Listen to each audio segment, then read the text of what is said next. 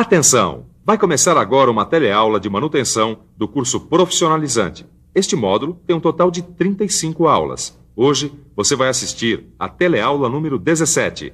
Bons estudos!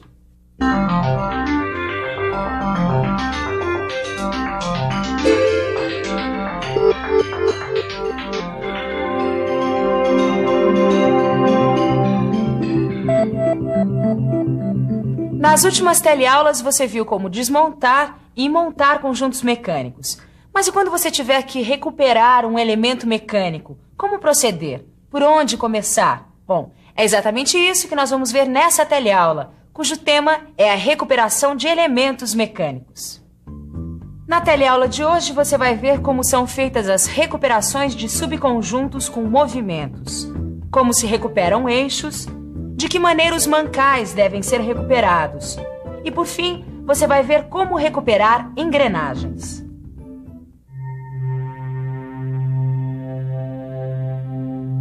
Sempre que você se deparar com uma máquina ou um equipamento que esteja precisando de manutenção, a primeira coisa que você deve fazer é considerar as solicitações mecânicas atuantes. Bom, por que isso?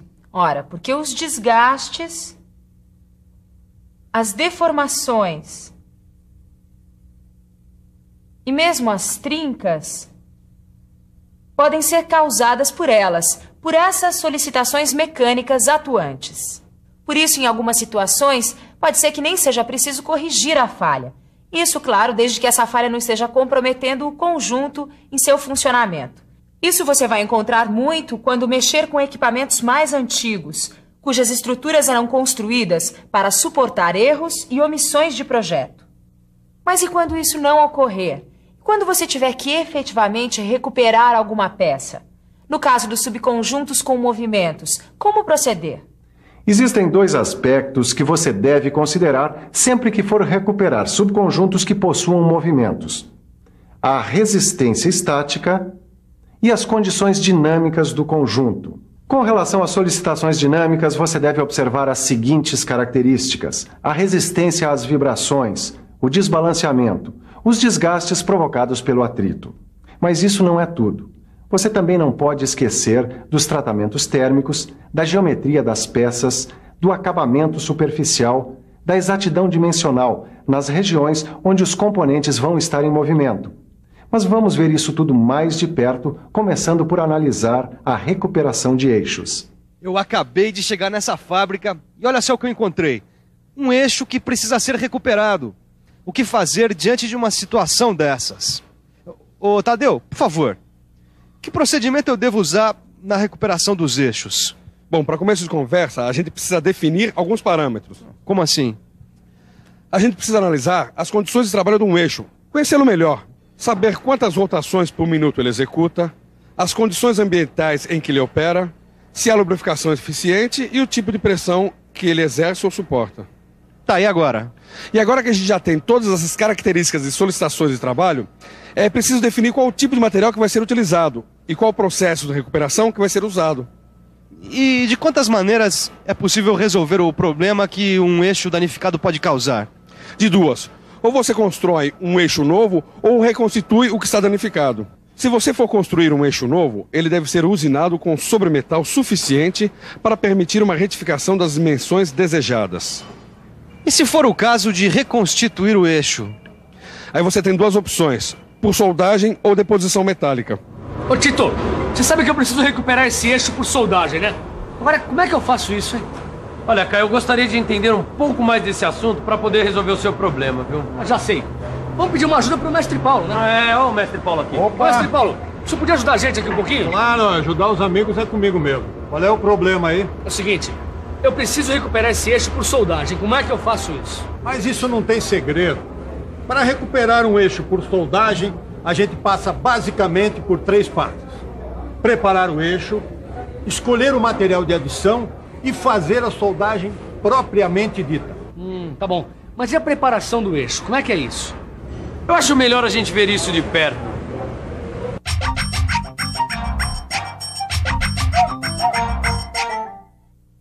Para preparar um eixo, a primeira coisa a ser feita é examinar a área onde se deu a deformação. Depois, devemos eliminar o material fatigado e verificar se há trincas remanescentes. E, por fim, fazer a usinagem para preparar as juntas, cujas dimensões devem estar enquadradas de acordo com os dados disponíveis em tabelas. Dessas tabelas aqui, é isso, mestre Paulo? Perfeitamente. Tá bom, e agora? Agora a gente tem que escolher o material de adição, que deve ser de elevada resistência mecânica. Tudo bem, mas qual é o processo de soldagem que a gente vai usar? O processo de soldagem mais eficiente é o elétrico, com eletrodos revestidos. Tá bom, e como é que se faz isso? Muito bem, eu vou explicar. Para soldar eixos, você deve proceder da seguinte forma. Efetue a montagem de forma que as partes unidas possam girar após a soldagem. Estabeleça a temperatura de pré-aquecimento em função do material a ser soldado. E durante a soldagem, não se esqueça de manter a peça na temperatura de pré-aquecimento, pois o superaquecimento pode deformar a peça. Por exemplo, se um eixo estiver deformado por ter sido soldado a uma temperatura muito elevada, não tente endireitar a peça numa prensa, porque se isso for feito, a estrutura da peça estará comprometida, gerando consequências imprevisíveis. Mas como evitar esse tipo de deformação? Bastante simples. Basta efetuar a soldagem por etapas e sempre numa sequência adequada. Além disso, deixe sempre a solda esfriar lentamente, o que vai evitar choques térmicos. Mas a soldagem não é o único meio que temos de recuperar eixos. Eixos desgastados pelo trabalho, como esse aqui, podem ser recuperados pelo processo de deposição metálica. É um processo que pode ser feito a quente ou por via eletrolítica. Mas independente do processo escolhido, o que é importante é que as superfícies a serem recuperadas estejam adequadamente preparadas, ou seja, a cilindricidade e o acabamento dos eixos deve estar compatível com o processo de deposição metálica que vai ser realizado. No caso de deposição de cromo duro por eletrólise, deve-se retificar a superfície a ser recuperada. Isso para que a película de cromo se deposite de modo regular e uniforme, e não se rompa quando solicitada por pressões elevadas. Além disso, você também não deve utilizar uma película de cromo duro muito fina, evitando assim que ela venha a descamar quando a peça entrar em serviço. Para obter uma película de boa espessura, é necessário fazer um rebaixamento prévio na superfície que vai ser recuperada. Além dos eixos, que você acabou de ver como devem ser recuperados, existe um outro elemento mecânico muito importante que tem particularidades em relação à sua recuperação. É o mancal de rolamento. De cara, eu já vou adiantando uma coisa. A etapa mais importante na recuperação de um mancal de rolamento é a preparação das superfícies. É fundamental que as superfícies estejam compatíveis com as especificações dimensionais dos fabricantes, incluindo as rugosidades especificadas. Ô Tadeu, como é que a gente faz a recuperação dos mancais de deslizamento? Como você sabe, existem vários tipos de mancais de deslizamento, como esse aqui, ó. E alguns deles apresentam uma película de material anti-fricção, que a gente chama de casquilho. De uma maneira geral, a recuperação de mancais de deslizamento exige pequenos ajustes, como o rasqueteamento. Tá, mas e no caso desse mancal de material de alta resistência, o que fazer?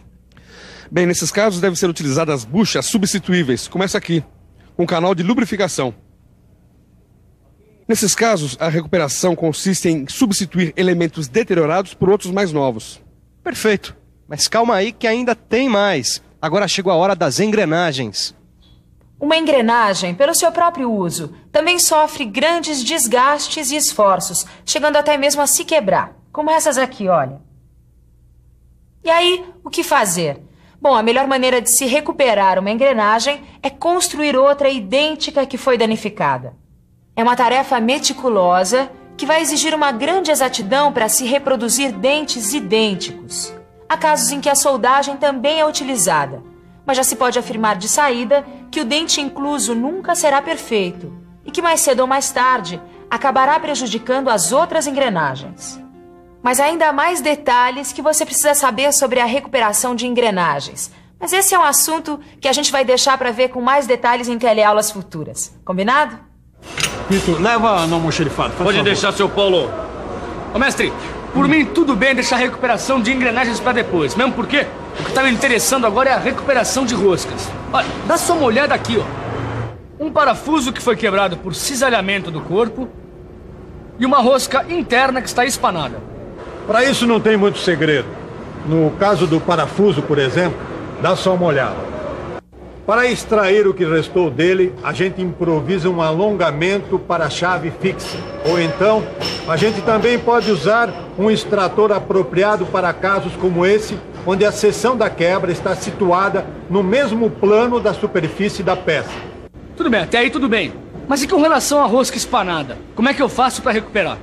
Existem várias maneiras de se recuperar uma rosca interna variada. Uma delas consiste em alargar o furo da rosca e colocar em seu lugar um pino roscado. Isso, é claro, se houver parede suficiente.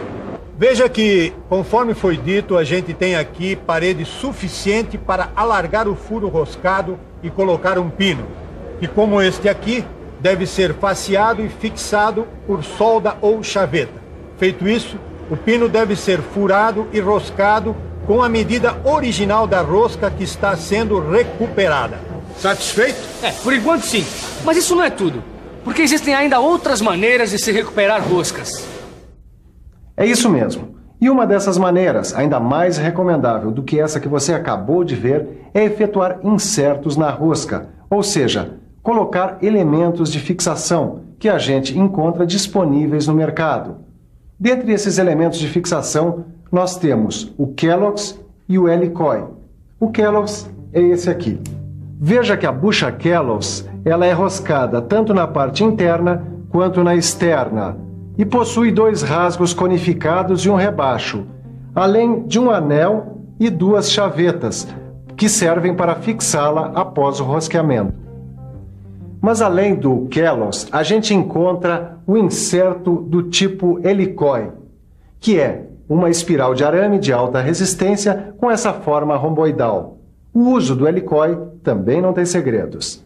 Só que neste caso é preciso repassar o furo danificado com outra broca e rosqueá-lo com o macho fornecido pela própria Helicoi. Depois disso, é só rosquear o inserto com uma ferramenta especial.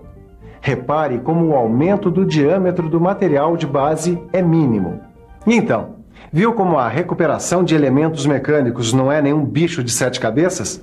Mas para deixar tudo isso mais claro, que tal a gente dar uma boa revisada em tudo que aprendemos hoje? E atenção, se liga aí que é hora da revisão. Na teleaula de hoje, você viu como são feitas as recuperações de subconjuntos com movimentos. Viu também como são recuperados os eixos e de que maneira os mancais devem ser recuperados. Por fim, você viu como recuperar engrenagens. Como você viu, a recuperação de elementos mecânicos foi o tema dessa teleaula. Mas a gente não vai ficar só por aqui, não, hein? Na próxima teleaula, a gente ainda volta a esse tema. Conto com você, hein? Até lá!